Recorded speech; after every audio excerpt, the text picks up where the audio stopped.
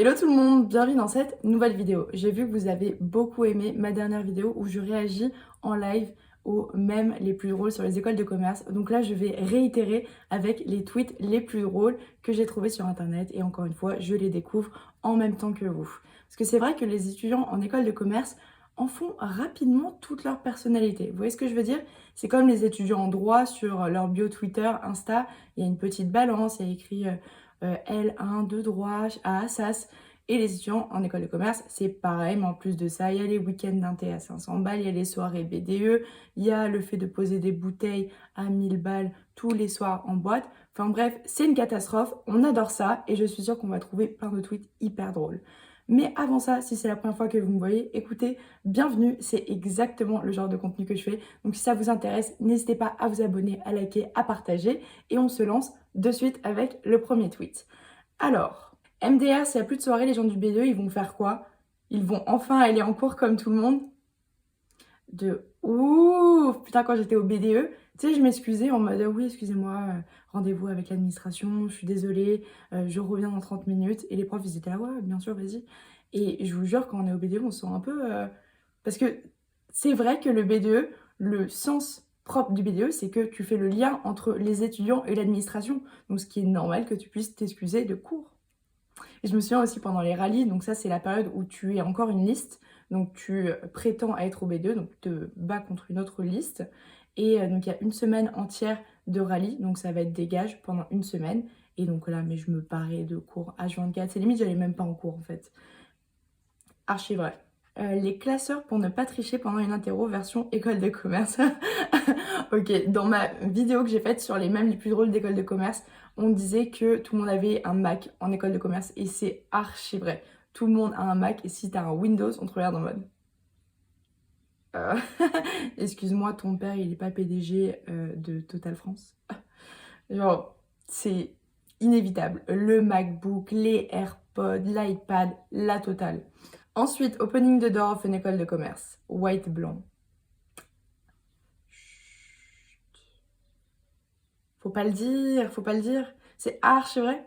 C'est hyper vrai. Zéro diversité en école de commerce. Généralement, c'est des gens blancs, de bonne famille, hétéros. Parce que c'est vrai que si tu n'es pas blanc, si tu es LGBT, enfin bref, si tu es en dehors de la norme, bah, hmm, c'est vrai que l'intégration peut parfois être un peu difficile.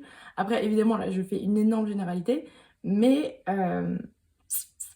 j'ai fait une vidéo sur le sexisme.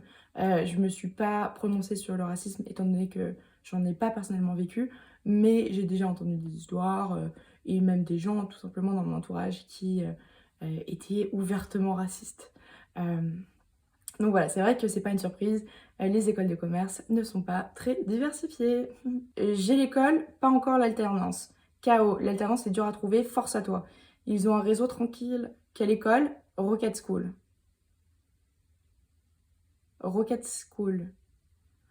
Alors cette personne, j'ai envie de l'orienter vers ma vidéo sur comment choisir son école de commerce, étant donné que les écoles de commerce, on le sait, je le répète encore et encore, c'est un business model qui marche très bien. Ça marche très bien, c'est très lucratif et c'est pour ça qu'il y a pas mal de gens qui veulent se lancer dans le business de l'école de commerce en proposant des écoles un peu plus abordables, souvent plus à Paris, tout ça dans les grandes villes, sauf que bah, ils ont aucune accréditation, enfin c'est du bullshit quoi, c'est du bullshit.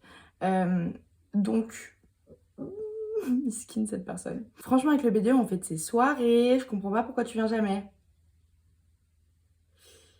Ouais, c'est vrai. Et souvent, ça, c'est le genre de personnes qui ont, tu sais, des bracelets, plein de bracelets autour du poignet. Les bracelets de festival, ils les gardent pendant 3 mois. Ce genre de personnes.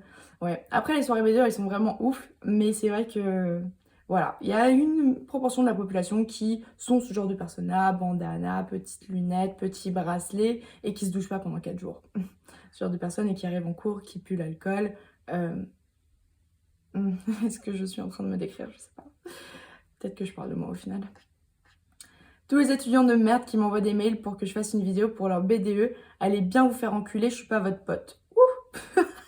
Ah mais putain c'est Lorenzo, mais ok c'est archi drôle. C'est hyper drôle parce que quand on a fait notre liste donc pour postuler au BDE, il se trouve qu'il y avait un mec de notre liste qui avait pris le train et il avait croisé le sosie de Lorenzo. Et donc il l'avait filmé, il avait fait croire à tout le monde que c'était donc bien Lorenzo. Et en fait le mec c'était vraiment, enfin je sais pas, un sosie officiel. Il parlait vraiment comme Lorenzo. Et au début tout le monde l'a cru et après genre énorme scandale en mode mais wesh les gars il vous a complètement menti. Genre c'était pas du tout Lorenzo et ça du coup c'était un running gag en mode ouais les Beyond avec leur faux Lorenzo et tout. Archi drôle mais du coup c'est vrai que Lorenzo c'était un peu, à mon époque en tout cas c'était la star des BDE. Ensuite Sciences Po Paris, que faire avec un melon? Oui, Sciences Po Paris, le melon. Ouais, alors vraiment là, on est sur une ambiance qui est intemporelle, hors du temps, dans une autre dimension. Sciences Po Paris, vous êtes les meilleurs évidemment, vous êtes les rois du monde, continuez comme ça. Étudiant à Sciences Po en première année, be like, Ségolène Royal tacle de nouveau Emmanuel Macron. Si j'étais à sa place, la France irait mieux. Grave. En vrai, voilà, on revient sur ce que j'ai dit avant, le melon n'est jamais trop gros. Franchement, et le plus triste dans tout ça, c'est que Sciences Po, vous êtes quand même l'élite de la nation. Vous êtes le top, le haut du panier. Et pourtant, je viens de dire, je suis chère mort MDR, je suis là sur Parcoursup et il n'y a pas une école privée qui me demande 90 balles juste pour daigner regarder mon dossier. Euh, Ouais, bah... Ouais, bah... Bienvenue. Enfin, je veux dire, tu nous apprends rien, c'est... Enfin, je veux dire, les affaires sont les affaires, frérot. Tu veux faire une école de commerce, bah tu vas raquer. Par contre, choisis bien ton école de commerce, hein, attention. Prends pas une école de commerce de merde, comme je disais avant. Choisis-la bien. Ensuite, tous anti-Covid, mais purée, on dirait le nom d'un 10 km organisé par le BDE d'une école de commerce. Grave. De ouf, de ouf. Parce que j'étais au BDE et du coup, je peux me prononcer là-dessus. Mais ouais, c'est vrai qu'au BDE, mais on part, mais en sucette totale. En sucette. Faudrait que je vous retrouve le nom des soirées qu'on a faites, mais franchement, c'était n'importe quoi. N'importe quoi. En amphi, j'aime trop jouer à Fortnite. Je sais que des gens dérangés derrière regardent mon écran. Je fais les joueurs pro à construire n'importe comment pour leur faire croire que j'ai du skills, alors qu'au premier duel, je me fais fumer. MDR. Quelle vie d'étudiant mouvementée, n'est-ce pas? Ouais, bah... C'est bien que tu payes ton école de commerce pour jouer à Fortnite. Écoute, si tu as les moyens de payer ton école de commerce tout en ne faisant rien, en étant même pas sûr d'avoir ton diplôme, en redoublant, écoute, tant mieux, c'est la vie que tu as choisi de mener. Ce n'est clairement pas ma vie. J'ai essayé de ne pas finir au chômage. Et voilà, donc force à toi, continue comme ça, bravo. Quelque part à Lille, un étudiant qui a un peu abusé hier, rue de la Soif, se réveille avec un X géant dans son lit.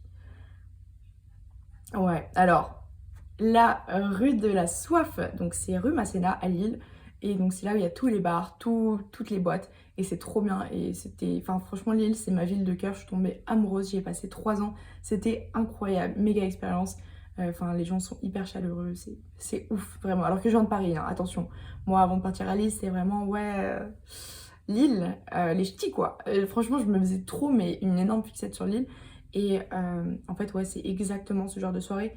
Enfin, je me souviens aussi, on était donc à l'appart, on faisait une soirée et il y a un mec qui a vomi dans le lit de ma coloc et on était au 5e étage et genre c'était une catastrophe, hein. Le vomi était hyper frais. Du coup nous hyper logiquement en pleine soirée on prend le matelas et on le jette par la fenêtre, sauf que le truc il s'accroche à des fils de télécommunication et du coup il est resté en suspens sur le fil. Si je vous trouve une photo je vais vous la mettre, mais genre catastrophe. Enfin là maintenant de nos jours je ne ferai jamais ça, enfin, c'est ridicule, mais c'est exactement ce qui se passe en école de commerce et sur le moment c'est hyper drôle. Après à bien vérifier, si vous jetez quelque chose par la fenêtre, regardez bien qu'il n'y ait personne et jetez pas un truc genre trop vénère parce que mine de rien ça peut aller vite en couille.